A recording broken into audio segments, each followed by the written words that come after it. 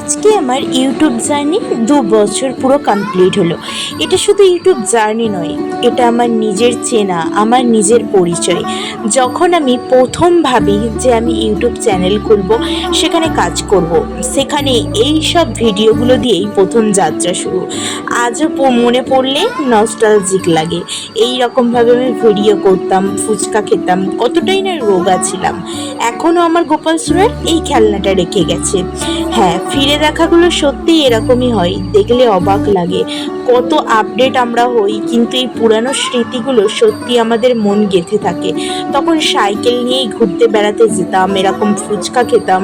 Just 2024-এ আমি YouTube জার্নিটা start করি, দেন এগুলো শুরু হয়।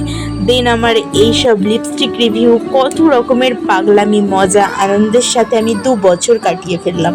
আজকে 2 বছরের ফুর্তিটা আমার কাছে শুধু 2 বছরের ফুর্তি নয়, এটা আমার জীবনের একটা অধ্যায়, আমার একটা বেঁচে থাকার লড়াই। আমি ইউটিউবে ভিডিও করতে এসেই বুঝতে পেরেছি আমার ধৈর্য কতটা, আমি ধৈর্য দিয়ে কতটা কাজ করতে পারি। কারণ যেখানে ভিডিও মানুষ 6 মাস করে শেষ করে দেয়, সেখানে আমার 1-2 ভিউজ থাকার পরেও আমি ইউটিউবে রেগুলার ভিডিও আপলোড দিয়েছি। 2 থেকে 6 মাস টানা একভাবে ভিডিও আপলোড দিয়েছি। তারপর আমি আসল কারণটা খুঁজে পেয়েছি যে আমার কেন ইউটিউব চ্যানেলে ভিউজ আসছে না। সেটা সলভ করে আবার ভিডিও দিয়েছি, রিচ অনেক হাই হয়েছে, তারপর আবার রিচ ডাউন হয়ে গেছে, তারপর আবার নতুন করে সেই চ্যানেলটাকে তৈরি করা। ইউটিউব করার আগে সত্যিই আমি জানতাম না আমার এত ধৈর্য আছে বলে, আমি এত ধৈর্য সহকারে কাজ করতে পারবো বলে। আর তোমাদের ভালোবাসা, যেটা না বললে খুবই কম হয়ে যাবে, কারণ সত্যি এমন অনেকে আছে যারা আমাকে প্রচণ্ড ভালোবাসে।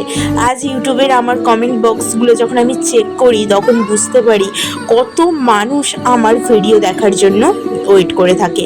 বিভিন্ন পজিশানে ভিডিও করতে গিয়ে বিভিন্ন ধরনের মানুষের ভিডিও দেখে আমি ডিমোটিভেট হয়েছি, আবার অন্য কারোর ভিডিও দেখে মোটিভেট হয়ে তাদের মতো ভিডিও করার চেষ্টা করেছি।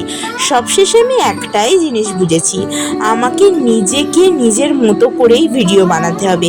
কারোর দেখে, কারোর কপি করে আমি কখনোই লাইফে এগোতে পারবো না।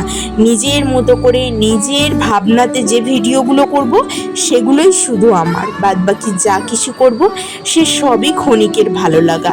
তাই বুঝতে শিখেছি, তাই এখন শুধু নিজের মন মতো চলতে চাই। হ্যাঁ, একটা সময় ছিল যখন আমি এ ভিডিও করে ভাইরাল হচ্ছে, ও ভাইরাল হচ্ছে, তার ক্লিকটাই আমি ক্লিক করতাম, কিন্তু এখন সেটা না।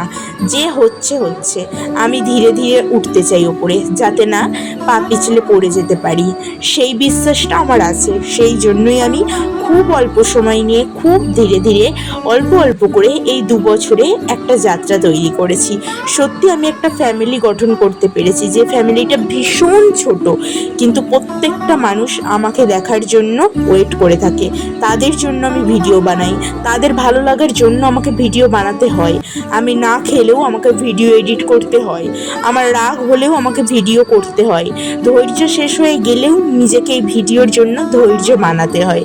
এসবই আমার, টাকা আসে কি না আসে সেটা আমার কাছে বড় কথা নয়। এরকম গুটি গুটি পায়ে শুধু 2 বছর নয়, সারা জীবনের সব কিছু তোমাদের সাথে শেয়ার করতে চাই।